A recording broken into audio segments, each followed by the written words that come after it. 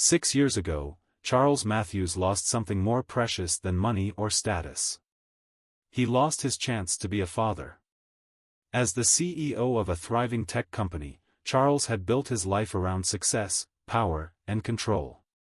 But nothing prepared him for the day he was told that the woman he'd loved, a quiet but passionate soul named Jane, had miscarried their child.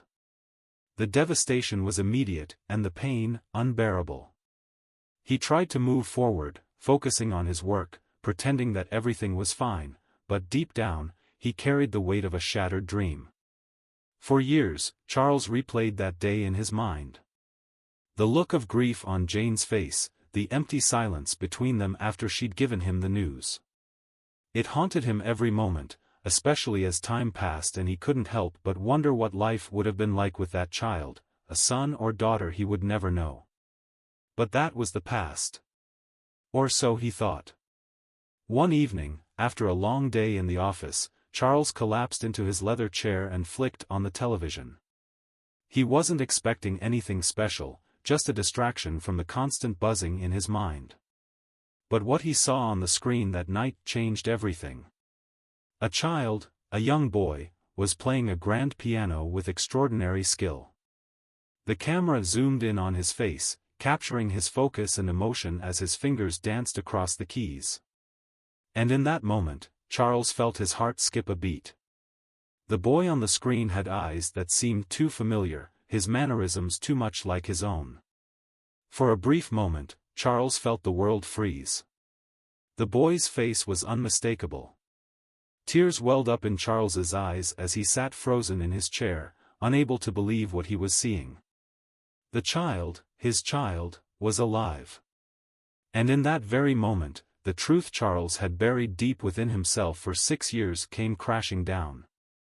The miscarriage, the loss, the pain, everything had been a lie. Jane had never miscarried. She had never told him the truth.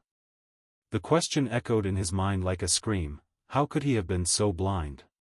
What had happened to the child he thought was gone forever? The screen faded to black as the boy finished his piece and bowed, his face breaking into a smile that seemed so familiar it made Charles's heart ache. In that moment, he realized that he was not just watching a child play the piano, he was witnessing the son he never knew he had. Charles Matthews, a man who had spent years burying the most painful chapter of his life, suddenly found himself face to face with a truth so powerful it threatened to unravel everything he thought he knew about himself. What would he do next? How could he possibly make up for the years lost? The answer to that question lay somewhere in the unexpected future, and Charles had no idea that his journey to reclaim his family had only just begun. For years, Charles Matthews had kept the pain buried. He pushed it to the back of his mind, where it lay dormant, silent, but ever-present. The memory of that fateful day when Jane told him she had lost their baby haunted him, yet he never questioned her words. How could he? She was grieving, and so was he. The loss was something both of them had to endure, each of them in their own way. But now, with the boy on the TV screen, it all came rushing back, and Charles realized how little he truly knew. After the announcement, the weeks that followed had been filled with uncertainty. He tried to console Jane, but there was a distance between them, an unspoken barrier that neither of them could bridge. He thought it was grief, that they were both simply trying to cope with the loss. Yet, when she turned more inward, stopped talking about their future, stopped talking about the child, he began to grow restless. But he never questioned her decision to keep the details of the miscarriage private. The decision, or so he thought, had been made for them. The doctors had assured them that it was nature's way. Miscarriages happened every day. His job, his responsibilities as CEO, had kept him from questioning the situation further. It wasn't until years later, when the sadness faded into a dull ache, that he realized how much he had buried, how much he had chosen to forget. The pain he had thought was a shared loss was a silent burden Jane had carried alone. He never knew she had never let go of the truth, never revealed what really happened. The secret, the betrayal, had lived in her heart all these years, and in his mind, it had been a mere memory. Charles now found himself pacing the floor, his eyes still fixated on the image of the child on the screen. Was it possible? Could he have been so wrong? He'd accepted the miscarriage as a fact of life, a painful but unalterable reality. But now, as he thought back to their last days together, to the conversations they had about the future, something felt off. He remembered the look on her face when she said she was fine, the odd way she had avoided his questions about the child's health after the supposed miscarriage. Was she hiding something? A sinking feeling settled deep in Charles's chest. He hadn't thought about it much in the years that followed, but now, the regret came rushing back. He'd never questioned it because he didn't want to believe it, didn't want to face the possibility that she might have lied to him. That maybe, just maybe, they had a son out there that he had no idea about. A son that he had never met, never held, and never even knew existed. With shaking hands, Charles reached for his phone. The number to Jane's house had been removed from his contacts long ago. He hadn't heard from her since their last conversation, which ended with her leaving the house in the middle of the night. But tonight, something inside him told him that the silence was about to break. He had to know. The phone rang, each second feeling like an eternity, until finally, Jane's voice came through the line, cautious, almost guarded. "Charles?" He could hear the hesitation in her voice. She wasn't expecting his call. He wasn't sure what to say, how to even begin. "Jane. I saw something tonight," he began, his voice barely above a whisper. "I saw a boy on TV, playing the piano. And he looks just like us." There was a long pause on the other end of the line. The silence spoke louder than words ever could. "Charles," Jane's voice cracked, and for the first time in years, he heard the vulnerability in her tone. "There's something I should have told you a long time ago." Jane's voice trembled on the other end of the line. It was the kind of tone Charles had not heard from her in years, not since that night. The night everything changed. He could hear the fear in her words, but also the weariness. The truth, the one that had been buried for so long, was finally clawing its way to the surface. "There's something I should have told you a long time ago," she repeated, her words hanging in the air, heavy and fragile. Charles swallowed hard. His heart raced, every beat echoing in his ears as he waited for her to continue. What was she going to say? His mind was already spinning with countless possibilities, but none of them prepared him for the truth that was about to come. "I didn't miscarry, Charles," Jane's voice broke, and Charles felt his breath catch in his throat. The words were so simple, yet they felt like a punch to his gut. "I never lost the baby. I gave birth. He's alive. I never told you because I thought it was the best thing for him." Charles was silent, his world shifting, cracking at the seams. For 6 years, he had lived with the belief that he had lost his child. He had mourned, grieved, and moved on in a way that only someone who had experienced a deep, irreversible loss could. But now he learned that everything he thought was true was a lie. "You gave birth?" Charles could barely form the words. "Why didn't you tell me?" There was another long silence on the other end of the line. Charles could almost hear Jane's tears, even though she didn't speak them aloud. When she finally responded, her voice was full of pain, tinged with regret. "I didn't want to drag you into this, Charles. I didn't want to burden you with a child when you already had so much on your plate. I thought it was better if I raised him alone. I was scared of what it would do to you, to your career. You were already so focused on your company, and I didn't think I could ask you to share that with me, with us. I thought you'd be angry. I thought you'd leave." The words hit Charles like a wave, crashing over him, leaving him breathless. He wanted to yell, to demand answers, but instead, he felt a strange numbness take over. It wasn't just the hurt from her lie, but the realization that Jane had been carrying this secret for years, alone. She had kept their son away from him, not out of malice, but out of what she believed was protection. "I thought I was doing the right thing, Charles," she continued. "I thought if I kept him hidden, if I kept him from you, maybe it would be better for all of us. But I was wrong. And now, seeing you learn the truth, I don't know if I've done more harm than good." Charles's head spun. He tried to digest everything she was telling him. His mind raced back to the moments he had spent in the dark, grieving a child he never got to know, and now, here was the truth, alive and breathing in front of him. He couldn't wrap his mind around it. A son. His son. And he had missed 6 years of his life. "Where is he?"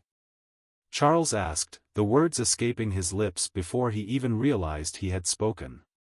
His voice was thick, raw, desperate. "Where is my son?" He's playing the piano, Charles," Jane replied, her voice quiet.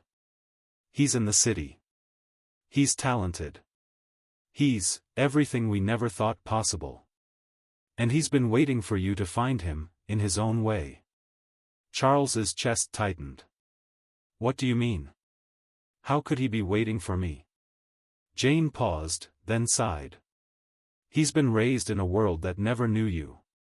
But he's always had something of you in him. A part of you, a part of me. He's been looking for you, Charles, in ways you can't imagine. And tonight, he's playing that song, a song he created for you. A song to show you he's here. He's been waiting for you to find him." Charles's breath hitched. He felt a mixture of guilt, disbelief, and something else, hope.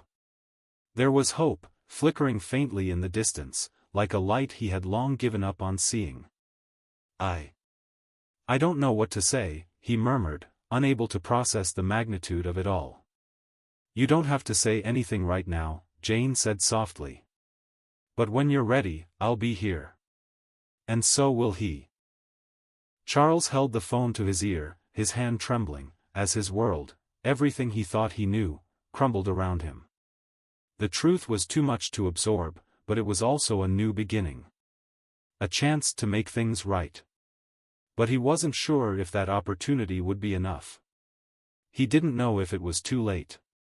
He didn't know if his son would ever forgive him.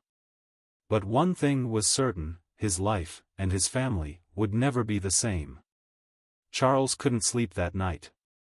The words Jane had spoken lingered in his mind, echoing like a constant drumbeat. He kept replaying her confession, trying to wrap his mind around it, trying to make sense of how everything had unraveled so suddenly. His son, the child he thought he had lost, was out there. Alive. And for 6 long years, he had been kept from him. The image of the boy playing the piano haunted him, even after the television show had ended. Every note, every movement of the boy's hands as they flew over the keys felt like a direct message to Charles. It was as if the boy was speaking to him, saying, "I'm here. I've been waiting." Charles didn't know what to do with this new information. His emotions swirled, guilt, anger, confusion, and a strange, reluctant sense of hope. He had to know more. He had to find him. He couldn't let this go. The next morning, Charles found himself pacing the floors of his office, unable to focus on anything. He'd cancelled all his meetings, dismissed his assistants, and sat alone, lost in thought. He knew what he had to do, but the question was how. How could he make up for lost time? How could he find this boy, who was now a young child, perhaps older than he had imagined, and reconnect with him? His mind wandered back to the moment he saw him on TV. The boy was playing in front of an audience, performing on a grand piano, his fingers moving expertly across the keys.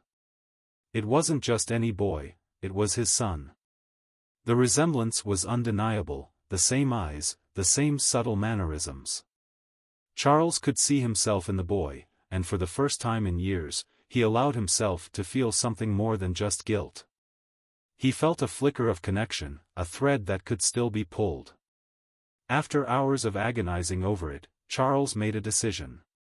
He would find him. He didn't care how long it took, or how difficult it might be. He would find his son, and he would make things right. He contacted the station that had aired the performance, asking for any information they had about the young boy, his name, his whereabouts, anything. The response was quicker than he had expected. They didn't know much, but they had some details about the show and the performers. The boy's name, it turned out, was Daniel. Daniel, Charles whispered the name to himself, a sense of recognition stirring deep within him. It was such a common name, but hearing it made his heart skip. His son had a name, he had an identity, a life that existed outside of the void Charles had assumed was permanent. With a renewed sense of urgency, Charles traveled to the city, to the concert hall where the performance had taken place. He was certain the boy would be there, or at least that someone would know how to contact him. He had no idea what kind of life Daniel had led or what the boy had gone through, but Charles was willing to face whatever came next. The hall was quiet when he arrived, but he could feel the weight of his purpose. He wasn't there as a CEO, but as a father, seeking a connection with a son he never knew he had. He spoke to the staff, to the musicians, and eventually, someone told him about the boy's foster family, a couple who had taken Daniel in when Jane had disappeared from the public eye. Jane had cut off all communication with everyone, hiding her son from the world, except for the occasional performance. The pieces of the puzzle were slowly falling into place. Charles's heart raced as he learned where Daniel was living, and he made his way to the house. He was almost there when he stopped, suddenly frozen in fear. What was he going to say to the boy? How would he explain the years of absence, the years of missed opportunities? He had no idea how to approach this, no idea how to fix the years he had spent away from his son. But he had to try. For the boy's sake, for his own. When Charles finally arrived at the house, he knocked on the door with trembling hands. His breath came in shallow gasps as the door opened. A woman, middle-aged and warm-looking, greeted him with a kind smile. "Can I help you?" she asked, her voice gentle. "I'm looking for Daniel," Charles said, his voice thick with emotion. "I'm his father." The woman's smile faded, and Charles could see the hesitation in her eyes. She stepped back slightly, as if unsure of what to say. I don't know if this is the right time," she said carefully, but before she could say more, a voice interrupted from inside. "Who's at the door, Mom?" And then, for the first time in 6 long years, Charles heard a voice he'd been longing to hear. It was Daniel. Charles's heart stopped for a moment as he turned toward the boy standing in the doorway. He was older than Charles had expected, maybe 10 or 11 years old now, but there was no mistaking the resemblance. The same eyes, the same confident stance. It was him. The boy looked at him, eyes narrowing slightly, but there was no recognition. How could there be? Daniel had never known him. Charles took a deep breath, then stepped forward. "Daniel," he said softly, "I'm your father." The boy's expression didn't change at first. But there was a flicker of something in his eyes, something Charles couldn't quite decipher. "I've been looking for you," Charles continued, his voice trembling now. "I know I've missed so much time. But I'm here now, and I want to make things right. I'm so sorry." Daniel stared at him for a moment longer, and then, as if weighing the gravity of the words, he slowly stepped aside to let Charles in. Charles stepped over the threshold of the house, his heart pounding in his chest. As he followed Daniel into the living room, his eyes scanned the surroundings. Everything was modest, warm, yet starkly different from the high-rise offices and luxurious homes he was accustomed to. This was Daniel's world now, not the one Charles had imagined for him. Daniel sat down on a couch, his eyes still cautious. His gaze flickered between Charles and the woman who had opened the door, his foster mother, he assumed. She gave Charles a small nod before retreating to the kitchen, leaving the two of them alone. The silence between them was heavy. Charles could feel it pressing against him, suffocating him. He was a stranger to this boy. 6 years had passed, and in that time, Charles had only imagined what his child might be like. He'd dreamed of a son he could teach, a child to share his world with. But now, seeing Daniel's face, all he felt was guilt. The years lost, his son had grown up without him, without even knowing he existed. Daniel didn't speak. He just watched Charles, his young face unreadable. Charles wasn't sure if the boy was confused, angry, or just as lost as he felt. Finally, Charles broke the silence. "I don't know how to start, Daniel. I never thought I'd be here like this. I never thought I'd have the chance to meet you. But What do you want from me?" Daniel's voice interrupted, sharp and defensive. It was the first time he'd spoken since Charles entered, and the words cut through the air like a knife. Charles felt the sting, but he wasn't offended. He understood. He'd lost his chance to be a father. He had no right to demand anything from Daniel, not trust, not forgiveness. "I'm not here to ask for anything," Charles replied, his voice steady but filled with emotion. "I'm here because I owe you the truth. And I owe you an apology. For not being there when you needed me. For not being the father I should have been." Daniel's eyes narrowed, his expression hardening. "You think you can just show up after 6 years and apologize? You think that's enough? You think I'm just going to, what? Forgive you? You think it's that easy?" Charles recoiled slightly at the bitterness in the boy's tone. But he knew it wasn't directed at him alone, it was the culmination of years of abandonment, confusion, and pain that Daniel had carried alone. How could Charles expect him to forgive what he hadn't even begun to understand? "I don't expect you to forgive me, Daniel," Charles said quietly, his voice laced with regret. "I don't expect anything from you. I can't undo what I did, or didn't do, but I can promise you that I'm here now. I'm not going to leave this time." Daniel shook his head, his jaw clenched. "You don't get it. You don't get how much I had to deal with growing up without you. How much I wanted to know who my father was. To know if he cared at all.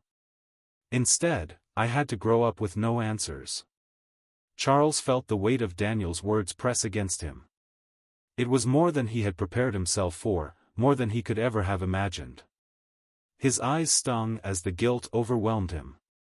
But Daniel wasn't done. He stood up, his fists clenched at his sides. "You think you can fix it all now? After everything? You're a stranger to me," Daniel said, his voice quivering with emotion, but his tone resolute. "You don't know me. You don't know anything about me. You didn't care enough to find me. You didn't care enough to even try." The anger in Daniel's voice was palpable, and Charles could see the tears welling up in the boy's eyes. But it wasn't just anger, there was hurt. Pain so deep that Charles felt like he was drowning in it. "I didn't know, Daniel," Charles whispered, stepping closer, but unsure whether he had the right to touch him. "I didn't know. I was told you were lost to me. And I believed it.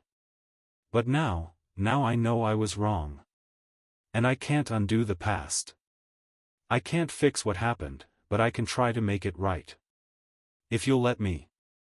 Daniel didn't respond immediately. Instead, he looked away, his chest rising and falling with the weight of his emotions. The silence hung heavy between them once more, but this time, it was different. It was as if the walls around Daniel's heart were beginning to crack, just a little. After a long pause, Daniel spoke again, his voice softer now, though still full of skepticism. "You don't even know me," he said, shaking his head. "How can you be sure you can make things right?" Charles felt his throat tighten. He was right, how could he know what would make it right? How could he even begin to repair the years of lost time? The only thing Charles could offer was his presence, his willingness to try. "I don't know what the answer is, Daniel," Charles said, his voice thick with emotion. "I just know I want the chance to get to know you. I want the chance to make up for all the time I lost. I know I can't do it in a day, or even a year, but I want to try. I want you to know that I'm not going anywhere this time." Daniel didn't reply immediately. Instead, he crossed his arms and looked down at the floor, as if weighing Charles's words. For a moment, Charles thought Daniel might shut him out entirely, might turn away and leave him with nothing. But then, Daniel looked up, his eyes searching Charles's face for something, maybe sincerity, maybe regret, maybe hope. "I don't know if I can forgive you," Daniel said slowly, his voice heavy with the weight of the years. "But I'll let you try." Charles felt a deep breath of relief rush through him. It wasn't forgiveness, but it was a beginning. A fragile, uncertain beginning, but a beginning nonetheless. The days following Daniel's reluctant acceptance were filled with uncertainty. Charles tried not to rush things, but every moment with his son, his real son, felt like a fragile gift. He was walking on eggshells, afraid of saying the wrong thing or doing something that might drive Daniel away. They spent time together in small bursts, doing simple things, walking around the park, having lunch, talking about anything and everything except the past. Charles knew he couldn't fix the years he'd missed with Daniel. But what he didn't realize was how deeply the boy had been impacted by his absence. Daniel's walls were still up, though, and Charles understood that earning his trust would take time. One afternoon, as they sat in the living room, Charles noticed Daniel sitting at the piano, the same one Charles had seen him play on TV. The boy's fingers moved across the keys with such grace and fluidity, playing a melody that sounded both haunting and familiar. The music filled the room, and for the first time since they had met, Charles felt something break open inside of him, a feeling of connection. It was as if the music was reaching across the space between them, pulling him closer to his son. Charles stood in the doorway, watching silently as Daniel played. His heart swelled with emotion, the weight of everything that had come before slipping away for a moment. The boy didn't acknowledge him at first, but Charles could see the effort, the passion, the love Daniel poured into the music. It was a part of him. It was a bridge that connected them, even if they hadn't yet found the words. After a few minutes, Daniel stopped playing and turned to face Charles.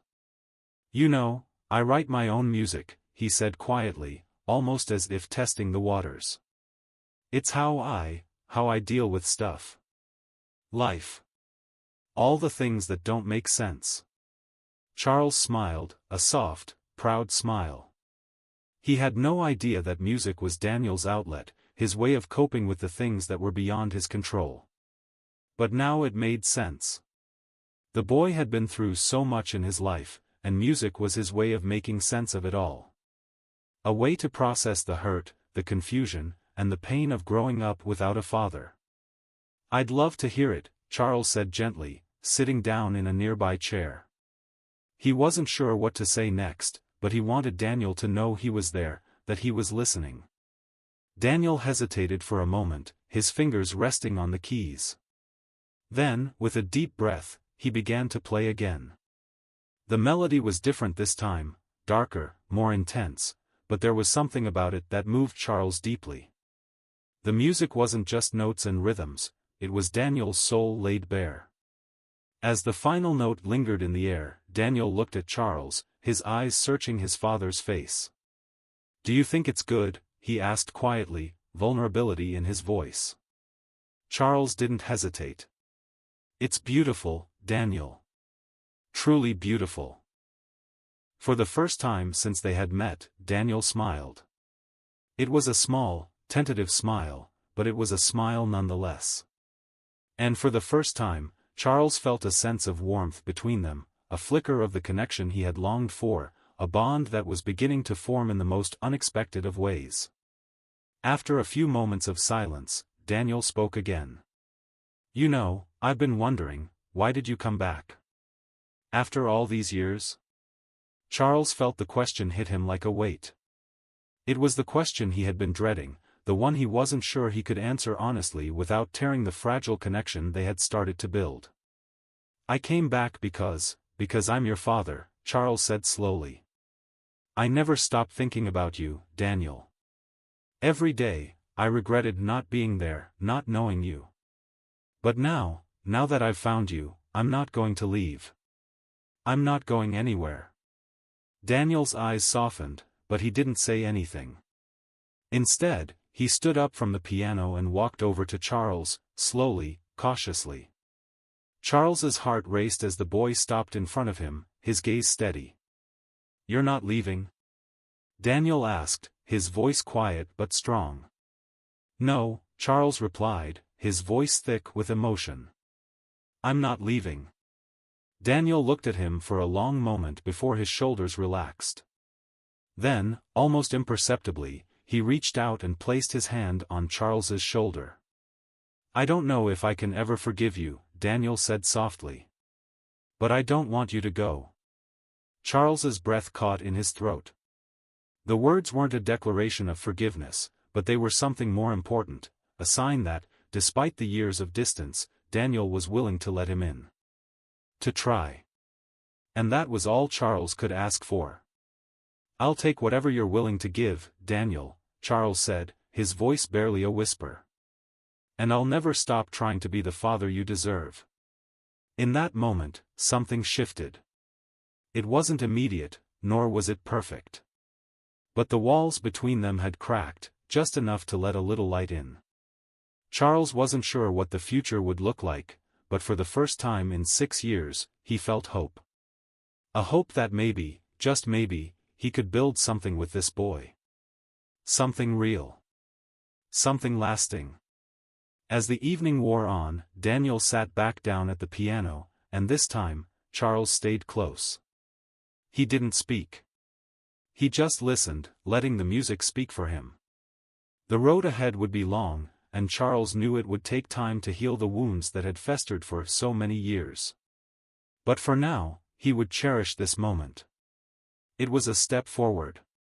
A step toward the future he never thought he'd have. The days turned into weeks, and with each passing moment, Charles found himself getting closer to his son.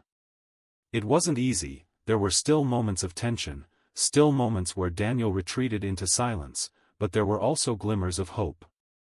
Charles knew that trust couldn't be earned overnight, but every day, he showed up. Every day, he made the choice to be there. Not as a CEO, not as a man in power, but simply as a father, one who was doing everything he could to make up for the time he had lost. Charles spent more time with Daniel, learning about his interests, his struggles, his joys, and his fears. He discovered that Daniel had inherited his love for music, though in ways Charles hadn't expected. Daniel didn't just play the piano, he composed his own pieces, each one filled with emotion, each one a window into his soul. It was through the music that they communicated most deeply, more so than words ever could. It was through the music that Charles began to understand the depth of his son's pain, and the beauty of his resilience. One afternoon, after an exhausting practice session, Daniel looked up from the piano and turned to Charles. "I wrote a song for you," he said, his voice a mixture of nervousness and hope. "It's not perfect, but I wanted to share it with you." Charles's heart swelled. He had no idea what to expect, but he could see the vulnerability in Daniel's eyes. This was a gesture of trust, of letting go, of allowing Charles into a part of his life he had kept hidden for so long. Daniel began to play. The melody was soft, almost tentative at first, but as the notes swirled into the air, it became clear that this song was something special. It was a song about loss, about love, and about the possibility of reconciliation. Each note seemed to carry the weight of the past, but also the hope of a future that was still uncertain, but one that was beginning to take shape. Charles sat there, listening intently, his emotions swelling with each passing chord. He felt tears sting at the corners of his eyes, but he didn't look away. This was his son. This was the boy he had never known, but who was now showing him the way forward. As the final note hung in the air, Daniel's fingers slowly lifted from the keys. There was a quiet, vulnerable silence between them. "I don't know if this is enough," Daniel said softly, his eyes not meeting Charles's. "But it's all I can give right now." Charles stood up and walked over to him, his voice thick with emotion. "It's more than enough, Daniel. You don't have to give me anything. You've already given me everything. The chance to be your father. The chance to try." Daniel's gaze finally met his, and for the first time, Charles saw a flicker of something soft in the boy's eyes. It wasn't forgiveness, not yet, but it was something. It was acceptance. It was a recognition that they were on a path together, a path toward healing, toward understanding, toward rebuilding what had been broken. "You really mean it, don't you?" Daniel asked quietly. Charles nodded, his heart full. "I do. And I'll be here, for whatever you need. No matter how long it takes." For a moment, neither of them spoke. The air between them felt different, lighter. As if a weight had been lifted, just a little. There was still so much to work through, so much healing to be done, but Charles felt a deep sense of peace. This was just the beginning. The past couldn't be undone. The years lost could never be reclaimed. But Charles had learned something valuable in these last few weeks. Love wasn't about perfection. It wasn't about the mistakes you made along the way, it was about showing up, about being present, about never giving up. And that was what he was going to do. He was going to show up. Every day. For Daniel. For his son. As Charles and Daniel sat together in the quiet of the room, the sound of Daniel's music still lingering in the air, Charles realized that it wasn't just the music that had connected them. It was their shared willingness to move forward, to rebuild what had been lost. It was their willingness to forgive, even when forgiveness seemed impossible. "I'm sorry for everything," Charles whispered, his voice thick with emotion. Daniel didn't say anything for a moment, but when he spoke, his voice was steady. "I'm not ready to forgive you yet. But I think we're getting somewhere." Charles smiled, a tear slipping down his cheek. It wasn't the answer he had hoped for, but it was enough. It was more than enough. It was the beginning of something new. Something real. And that, Charles realized, was all he could ask for. Life lesson: the story of Charles and Daniel is a journey of reconciliation, of seeking forgiveness and acceptance, and of learning that love is not about erasing the past but about showing up, every day, for the ones we love. It's never too late to change, to rebuild, and to reconnect. But the key to healing lies in being vulnerable, in taking the first step, and in understanding that the road to forgiveness is long, but it's worth every step. Sometimes, the most meaningful relationships are built not on perfection, but on the willingness to try, to grow, and to never give up.